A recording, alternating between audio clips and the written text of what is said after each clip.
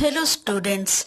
आज हम लोग ईगो डिफेंस मैकेनिज्म्स के बारे में जानेंगे, जो कि साइको एनालिसिस का एक बहुत बड़ा पार्ट है। किस तरह हम ईगो को अपने डिफेंस करते हैं, उस मैकेनिज्म के बारे में थोड़ा हम जानेंगे। तो अ psychic system of defence against anxiety, यही होता है ईगो डिफेंस। ये एक सिस्टम होता है जो कि हमें अपनी एंजाइटी से डिफेंस करने के लिए, बचाने के लिए हमें मदद करता है। So ego defence mechanisms are a series of unconscious actions taken by ego as a form of self defense to reduce anxiety। अब ये क्या होता है ईगो डिफेंस मैकेनिज्म? ये एक सीरीज होती है किस चीज की? अनकॉन्शियस एक्शंस की। याद रखिए, अनकॉन्शियस एक्शंस की होती है। कभी कभी इंसान को पता ही नहीं चलता कि हम ये डिफेंस मैकेनिज्म यूज कर रहे हैं।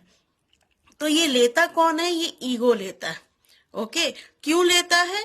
एंजाइटी को रिड्यूस करने के लिए लेता है। तो आइए हम देखते हैं कौन कौन से मैकेनिज्म यूज करते हैं। तो फर्स्ट है आपका रिप्रेशन। तो रिप्रेशन क्या है? Ego unconsciously removes threatening impulses, desires and memories from conscious awareness. The individual is not even aware it is happening, found in slip of tongue and dreams. होता है, कई बार होता है, हम जनरली देखते हैं कि कुछ चीज जो होती हैं हम उसे मतलब हमारा जो ईगो है वो कॉन्शियस अवेयरनेस से उसको हटा देता है, उस इम्पल्स को, जो कि थ्रेटनिंग हो सकती हैं या मेमोरीज हो सकती हैं और कुछ भी हो सकता है। ओके, तो ये लेकिन कभी कभी स्लिप ऑफ टंग में और ड्रीम्स में वो चीजें आ जाती है, हम रिप्रेस कर देते हैं, ईगो रिप्रेस कर देता है ऐसे डिजायर्स को। सेकेंड हो गया डिनायल। डिनायल क्या होता है? Ego distorts reality to deal with anxiety. मतलब नहीं, हमारे साथ ऐसा नहीं हो सकता, अब कोरोना का समय, नहीं हम तो भाई जाएंगे, हमें कुछ नहीं हो सकता। तो डिनायल होती है, एंजाइटी को डील करने के लिए, रिप्रेस करने के लिए डिनायल हम यूज करते हैं। अब थर्ड आ गया आपका रिएक्शन फॉर्मेशन। रिएक्शन फॉर्मेशन हो गया dealing with unacceptable impulses bye expressing just the opposite feeling. अब इसमें क्या होता है, जो बिल्कुल अपोजिट फीलिंग वाले जो बिहेवियर से इम्पल्स है उसको इंसान शो करता है। अब जैसे आप देखेंगे कि जो बहुत डरा हुआ होता है या बहुत डाउन फील करता है, वो कभी कभी बहुत हमेशा हंसते हुए रहता है।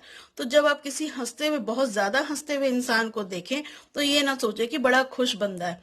कभी कभी क्या होता है कि वो बहुत ज्यादा दुखी भी होता है, बहुत अकेला भी हो सकता है। फोर्थ आ गया आपका डिस्प्लेसमेंट।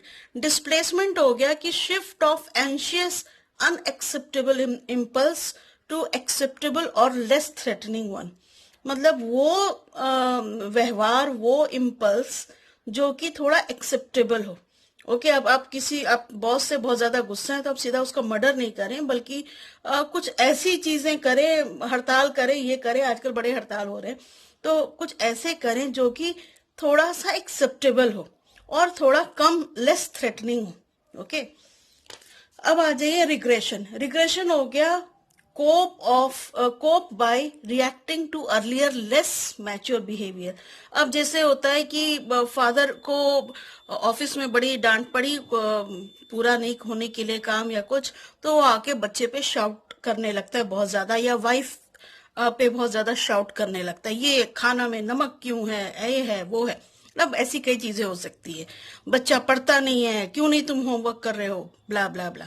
तो रिग्रेशन जो होता है कि बिल्कुल जो earlier behaviour, less mature behaviours होते हैं, झूठ मूठ के चिल्लाने वाले बिहेवियर, इस टाइप के बिहेवियर, वो शो करते हैं रिग्रेशन प्रोसेस में।